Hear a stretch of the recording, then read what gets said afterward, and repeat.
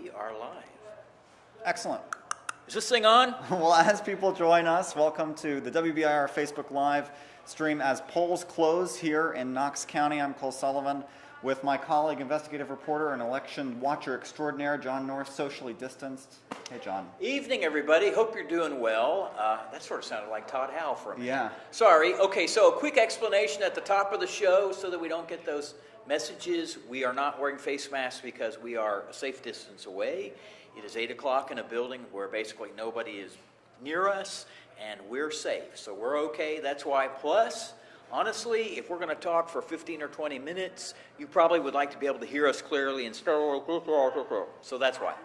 And the real action, John, as you said, most of this building is safe, but in this office behind us, closed off where we can't go right now, is where the Election Commission is in action right now, counting votes and getting ready to tabulate all of them as they come in. John, one of the biggest races we're waiting for here across the state of Tennessee is the Senate race.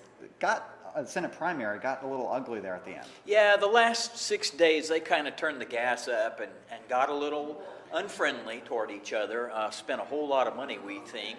If you've been watching Channel 10 at all, you may not have seen any other commercials than those two guys, basically. So yeah, it got ugly. I was talking to our bud John Becker the other day about this, and actually it seems nasty, or as nasty as, say, like 2 years ago, if you remember that gubernatorial race 2 years ago in 2018 in the summer. This one's quite actually not been as nasty, but there have been some nasty, like, PAC ads paid for by PACs. But yeah, it's kind of the big ticket race to watch. It's Dr. Manny Sethi and Bill Hagerty. Hagerty endorsed by Donald Trump, Sethi endorsed by some other conservative Republicans from the national level, Ted bringing Cruz. in some big money, Ted Cruz, Rand Paul, others as Yeah, well. and that's no small deal either, Cole. That's kind of impressive that he was able to bring those people in. You sort of go from, hi, I'm an earnest challenger, to Bill Hagerty to, I'm a serious challenger. And that's when we really saw some of the money come into this race, and those ads really ratchet up as they go. Hagerty was endorsed by Trump. He was supposed to be a shoo-in from the Republican establishment's point of view on this. What ended up happening that changed the race? So I think you're right, absolutely right. February, March, we had Manny on Inside Tennessee. You all may have remembered that. It's one of the last shows that we did from the studio before the mess hit, the virus. And he was just pushing really hard to get his name out there. But he has been dogged. He has been relentless, I think you could say. I think that's fair in going everywhere. He has been everywhere in this state. He said 95 counties today on his Facebook page. He's done them all. I don't doubt it. He probably knows all the diners and the drugstores in all the 95 counties because he's probably been to all of them.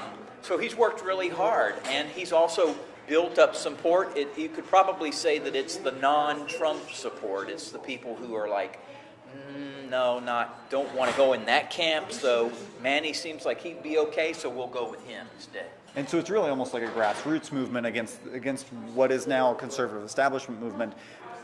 In terms of the breakdown of the different parts of the state, Sethi probably needs to do pretty well in this area, East Tennessee. Yeah, I would look for this part of the state to be important in terms of whoever wins, whether it's Hagerty or Sethi.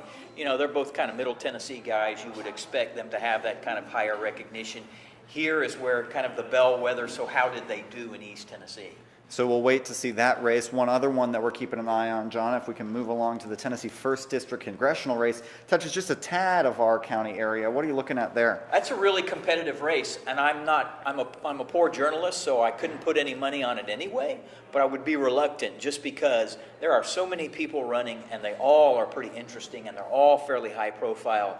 And I don't know how that's all going to turn out. That's a really interesting race. It's a real toss-up that we're waiting for tonight. Kind of the Tennessee 1st District represents far East Tennessee and just parts of our viewing area here. Phil Rowe's old seat that he's vacating the Republican primary in that. Moving down ballot, I guess we could talk some state representative races, unless I'm missing some here in our area in Knox County. On the Democratic side, Rick Staples faces some challengers tonight as well. I think that's an interesting race because you would say certainly that before Rick's kind of questions about his financial disclosures arose, you wouldn't have thought he was in any kind of a danger, but There's been some reporting. Channel 10 has done some. There have been some other media organizations have as well. And the records say what the records say, which is basically he was spending money from his campaign funds for stuff that you're not supposed to, really. And one of them was basically a $1,900 warranty on a Ford vehicle that he was driving back and forth to Nashville. And the state folks are like, yeah, that's actually breaking the law. So you are prima facie probably breaking the law. You might want to fix that. Now, they're nice people over there, and they don't beat you up too badly. They prefer to give you a chance to pay your bills or get good than they are about getting you in trouble. But there were some other questionable things that he'd done. That's hurt him, I think. And you also have two candidates, two Democrats, as you mentioned in this primary, who one's very well known, Sam McKenzie, who used to be a county commissioner, used to meet just across the way in the city-county building from us, and then Matthew Park, and he has really worked hard, and he has spent a lot of money. I was surprised when I looked at his financials this summer. He has spent a lot of money. I was like, wow. Young guy, too, coming in first race. He's a young guy, too. Yeah, he's a young guy. He's worked incredibly hard. He's made his presence known throughout this district, which includes East Knoxville and South Knoxville.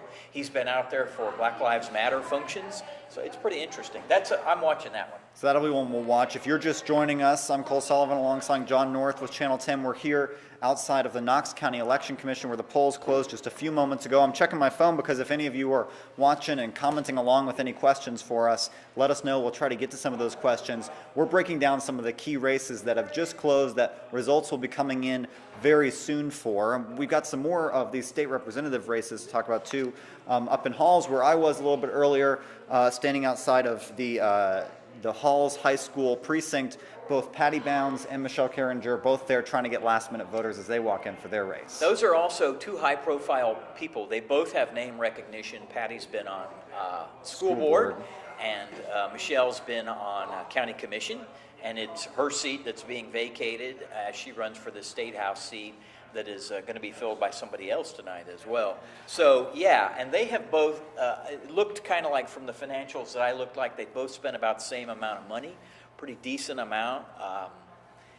It'll be interesting to see, one might be a little bit more conservative politically than the other, but as I say, they both have name recognition in the community. And they both have been working the community too. I was talking to Miss Bounds in her race a couple weeks ago, and she said, she's worn through some shoes, walking door to door, knocking on doors. I bet. In that race as well. I'm looking at my notes here, John. Some others that we're looking at for State Rep Eddie Manis, who ran for mayor here in Knoxville, lost to India Kincannon. He's back on the ballot again, trying to go to Nashville. That's Martin Daniels' seat that they are seeking to fill. That's, if you live out in West Knoxville, you know what I'm talking about. It goes out that way, out west. And that's an interesting race to watch. You all know Eddie's got a high-profile reputation around here because he's been very big in the flight program to fly veterans to Washington, D.C., which sadly we can't do right now because of the virus. But that has won him a lot of praise and respect. And he's a businessman, and as you say, he ran a really aggressive campaign to be Knoxville mayor last fall. Didn't win. Spent a lot of money on that campaign. Spent a lot of money, and he's an old Fountain City boy, so he had that kind of already that following. He's going up against Gina Oster, who has also been sort of quietly in her own way, pretty busy in the government front. She has been on the board of ethics, and she is also on it's a board that property values and stuff like that. So she's been working. Forgot the word. She's been working on in that government area as well. So that race would be one we're watching. She's on the Merit System Council. That's the other thing I was going to say. Council. But yeah, she's got recognition. I'm going to tell you, take this for what it's worth, because you ain't paying me anything. But the street chatter is she wins. That's the word on the street from that race. Other races that you think it's important for us to talk about?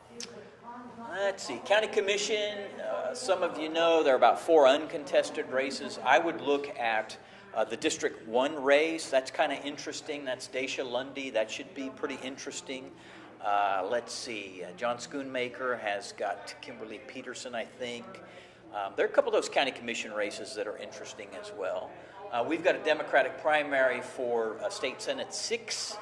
That will be interesting. That's Jane George and Reverend Brown. I think that's all I can think of on those. Well, and as we're waiting, for those of you who are still watching along with us, about 300 of you right now by my count, some of you asking about some small races. Yes, share with your friends. Some of you asking about some of the small races that we'll get you those information on. Others asking about big races on the ballot this coming November. That's not what we're talking about here yet. You're not voting for president today here in Tennessee. Anybody want to take bets on that one? It's too early. I don't know. It's too early for that one. But we know. do know what's happening next behind us, and that's, in the last 10 minutes or so, the election has ended here in East Tennessee. Polls, votes now being counted. Let's talk about early voting, John, because that was such a huge aspect of this race in this coronavirus pandemic era that we're in. Everybody was sort of wondering, well, how are voters going to react with this virus that we've got to deal with? All of us, many of us are stuck in our homes. It's crummy. We're tired of it. What was encouraging to me is to see we had good early turnout, both in terms of people who went to the polls, who actually went and voted. I know I went early and voted. I went and voted early as well. Yeah, I did that like second day, and I was fine. It was, you had to learn the paper ballot thing, which is new this year for Knox County. But then we also had about 11,500 of you who said, you know what, I don't want to go to the poll, but I will send in a ballot. I'll mail it in. And that was pretty good as well.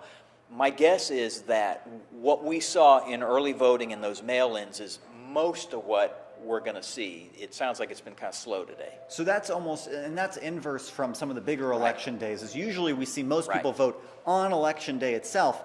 This year for this election, most people who are voting in this election have voted before election day in some way, whether it's mail-in or early voting. That appears to have been the case, and I know Chris Davis, who's the elections administrator, is very happy about that, because you take trying to introduce an electorate to this brand new voting system, plus a virus, plus all the other craziness that can happen. Life can get kind of out of control, but knock on wood, it appears like things have been pretty good. And they have been, from what we've been hearing today. There was out at Halls, as I mentioned earlier, there were some issues there this morning with getting the printer to print out some of those ballots for people who were getting those paper ballots. They had to switch to an emergency provisional system until they got a new printer. It took about an hour, but everyone's vote will be counted. And just so you know, in terms of how we're going to get those results, early voting results are going to come out first in about 20 minutes or so, John? Yeah, that would be my guess. If you all are not familiar, Knox County Election Commission has a website. They will post those. You can get them all kinds of ways. You can get them from your PC. You can get them from your phone. And from WBIR.com, from of us, course, as well. Happy if you want to stay with us. But there are lots of ways that you can watch those returns roll in. And as Cole says, first, magically, they will pop up on the computer screen with the early results. Again, we know that will be 30-some thousand votes. That should give us, I think, a pretty good indication of how it's going to go tonight. As I say, we should get those around 8:30, 8:45. I think Chris Davis was hoping to pull the trigger right around then. Next would be whatever's happening at the precincts. Those numbers, as Cole said, we've not heard about any serious problems out in the precincts, no hiccups that we know of to speak of. So it shouldn't be one of those nights where you're like, we're going to get those late. I would guess 10:15 maybe, the latest.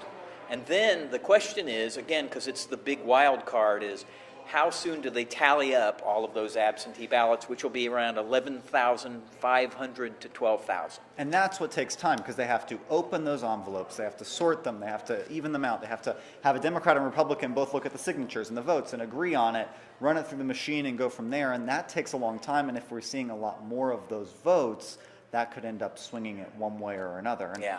I'm looking at this computer behind you here, John, that's scrolling some of those results. Currently, we're at nothing in yet, Blanks. But we will be getting them pretty soon. It's not just Knox County that has seen these kinds of high numbers in terms of early voting. I was on the phone earlier yesterday with the election administrator in Loudoun County, who said they blew the roof off of their records with early voting this year. Another thing they were pleased with, because it's easier for them to process those votes early, don't have to worry about as many long lines. They said they had about 400% more people vote early this year compared to previous years.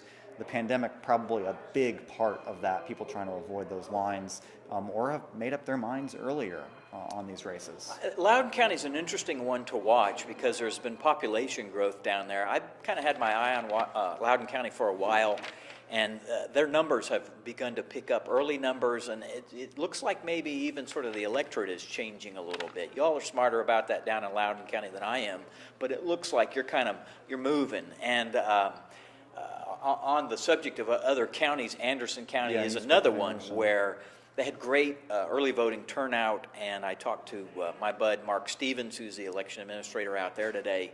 Really nice guy. Mark, hope you're doing well. And he said things had gone really well. They had heavy turnout, big proportionate in terms of the vote, and they really hadn't had too many problems, which is good. And the same in Sevier County, they had heavy early voter turnout. They had some 1,500 people request absentee ballots, and almost all of them returned those ballots as well. So they were happy with that in Sevier County for early voting as well. It will be interesting to see as we look ahead towards November what ends up happening with if this trend continues when we come to an election with a lot more eyes on it in the presidential election. We had as some of you know, we had a significant court decision pop up yesterday from the state Supreme Court.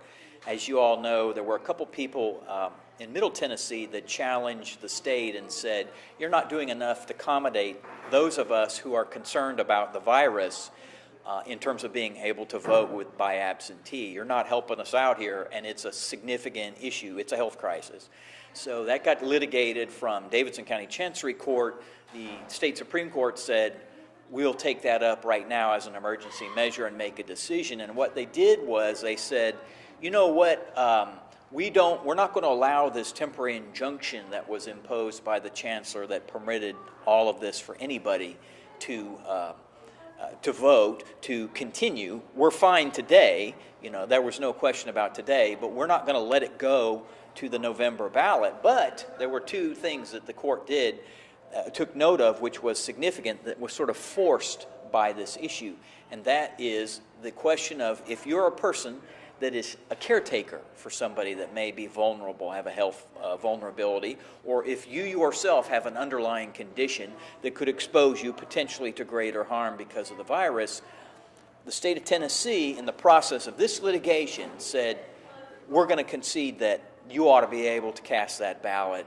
by absentee, and so you can declare at least a partial victory there. So in other words, for this election that just closed 15 minutes ago here, anybody could request an absentee ballot. No excuse needed. Yep. For November, they're saying you are going to need an excuse, one of the normal ones they let you use for absentee ballots, or you can say you have an underlying health condition or you care for someone who does, and that'll get you an absentee ballot. So they've narrowed it slightly, but they haven't gone back to pre-pandemic restrictions on this. And you can't just say, I'm afraid.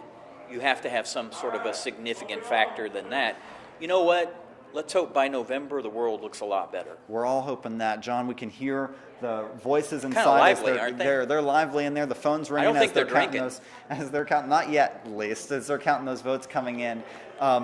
Again, just to recap for people, what are some of the big races we're waiting for here tonight in Tennessee? Okay, so the one that everybody will be watching is it Haggerty or Sethi in the GOP primary for the Senate to fill Lamar Alexander's seat. On the Democrat side, James Mackler has kind of been the lead dude in that race. He's been running for many months. There are 4 other people that are running in that race. By the way, in the GOP Senate race, there are 13 or 15. There are a number, yeah. I lost count. A lot of people, but Sethi and Haggerty are what you ought to look at. That'll be interesting.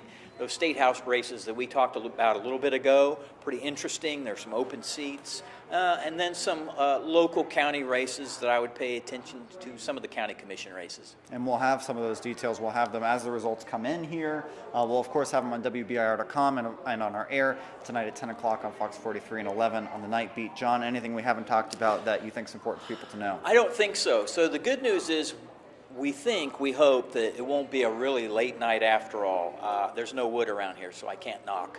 But it appears like that's probably going to be the case. It might have been more worrisome if there had been a whole bunch of people that rushed down to the post office today and turned in their ballot. It doesn't sound like that happened. That's only good. 100 or so, it yeah, sounds like. because as Cole described for you early on, it's a labor-intensive process to deal with the ballots to scan and do all that kind of stuff. And one, they don't start until Election Day itself. Yeah. So no matter how early you That's vote, right. they don't open that envelope until today, and it takes them some time to get all the way through that. But you know, as everybody has said in this, none of us has ever been through anything like this before. You know that, neither have you.